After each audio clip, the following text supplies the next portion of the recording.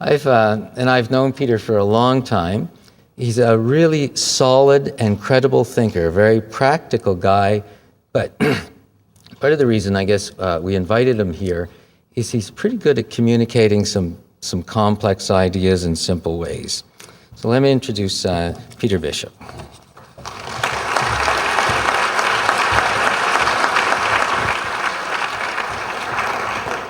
Thank you very much, Peter. I just love this. This is so cool, and rarely do I get a chance to participate in an event like this, and I think you probably feel the same way. I've had the chance to work with Adam before, and I know of no other person who can say the simplest yet most profound things and also get those profound things from the rest of us.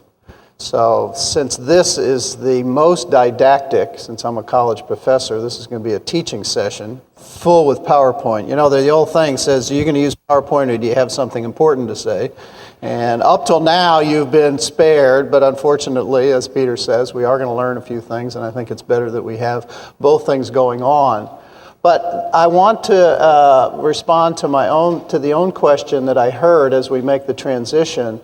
And it wasn't the ones that were at the microphone were tremendous, but somebody at our table said, I wonder how this is going to change me. And that's a wonderful question as well, because it will. You will not leave this year the same way you are today. Presumably it will be better. It will certainly be different, because you will have an experience that very few people will. This is a really privileged group, and it's my privilege to get to work with you. As Peter said, I'm with the University of Houston. I have been teaching future studies for the last 20 or 25 years. And it was 5 years into that discussion, into that teaching, that I realized that nobody taught me how to think about the future. Had all the school. I've been going to school since I was 4 years old. I tell people I haven't figured out how to get out of school yet. I've been in schools all my life. And never did they use the word future. Rarely did they use the word change. And this is 4 years of graduate study in sociology, where you would think that people were talking about the future. In fact, I came to sociology to study about change. This was during the 60s. I'm that old, I'll tell you that for sure. And I came to study what in the world was going on, students and civil rights and the war in Vietnam and all of poverty programs and all of that kind of stuff. And never did my professors ever talk about the future, and rarely did they talk about change. So I have to make an apology on behalf of your teachers and your educational system. I suspect it's the same in Canada, that this is Remedial Futures 101. This is basically how to do this. But one thing I found is that once we kind of get a few things straight, this can really be fun. That was my question at the table. How to really turn this into not so much a job, but something you really look forward to. It's a tremendous playground with some of your friends, playing with ideas and playing with information. And that's the spirit. Because if it's fun, you will go to it. You will do your days, and you will do more than your days, because it's fun, and I enjoy this, and I'm learning something from it. So that's really, it's not I tell people, I told Peter yesterday, I said, I wish this was as hard as organic chemistry, because we could charge a lot more for it if it were, right? This is really a lot of common sense stuff that I've figured out and we teach. And I'm going to share with you, and then of course we're going to have a lot of opportunity for questions and comments as we go along. Let's talk about then, this is about change. Of course, the future is about change. And we have two places where change comes from. It comes from out there, and it comes from in here, wherever the in here is. In your case, of course, it's government. And government creates changes by creating policy and pursuing strategies. And your job, for the most part, is to help in the development of those policies, and indeed to execute the policies that the decision makers set up. So this is about the changes in policy. Most people, when they begin to think about the change from in here, start there. What do we want to do? What do we want to accomplish? How are we going to go about that? And they charge off and do that. And for the benefit of this project, we're going to put that off. You're not, in the next 3 months, you're not allowed to use the words "we should." That's not what we're doing. We're talking about the world. We're talking about the change out there. This is the outside-in stuff. You're only, in the next 3 months, going to talk about what's going on out there with a kind of a peripheral vision towards the stuff that is going to be important down the road, but not making those connections yet. There's a whole year to do this, so we're going to take some time to look out and then to start then making the connections towards the end.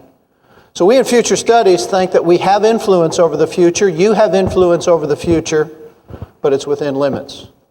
There's no person, there's no department, there's no government. Indeed, the human civilization as a whole cannot have exactly the future that it wants. There are limits and constraints out there. But by the same token, we're not complete victims either. If we understand what's going on and we are smart and persistent about pursuing our goals, we can have a better future than we ordinarily would. And that's the bargain, if we are smart and if we watch what's going on. What does the outside look like? Well, fortunately and very importantly and very practically, we have a picture of what that society looks like, and this is the sociologist's view of society at the most general level. Every enterprise, the Canadian federal government is an enterprise. Your department is an enterprise. In fact, you yourself are an enterprise. And you are an entity with a mission to get things done. You live and work in an environment that you know pretty well.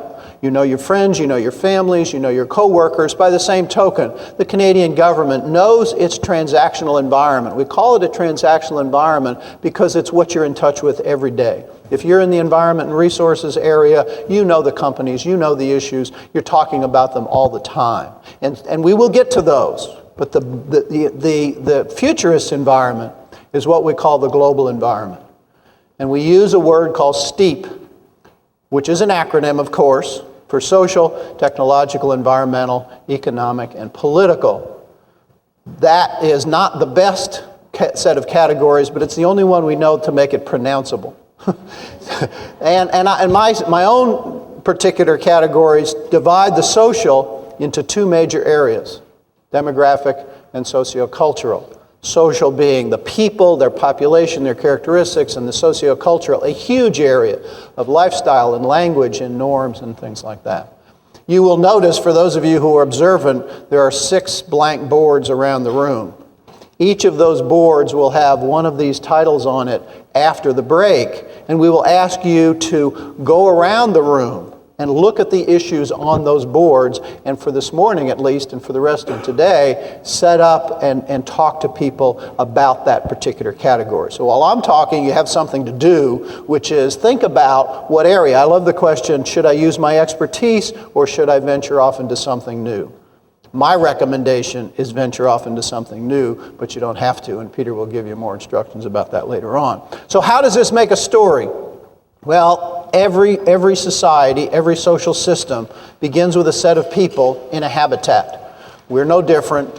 Canada as a whole, the human race as a whole, is that people in a habitat. We are the kind of species that has a technology, and technology basically manipulates those things in the habitat to serve our needs and our wants. So information technology, food technology, energy technology, transportation technology does all of that. That happens within an economic system that makes decisions about which technologies get developed, how much of it is produced, who gets it, how much it costs, who benefits. We're in a capitalist market economy. There are communist economies. There are feudal economies in history, though just capitalism is not the only economy, but it makes those decisions. That, of course, goes on in a context, a larger context of government, which in its best day sets the rules by which the economy pursues itself and people pursue their life according to their own goals, and basically arbitrates the collective interests and negotiates the special interests of the population. And all of that then goes on in the hugest of all contexts, and that being the culture and the language and the norms and the values and the beliefs.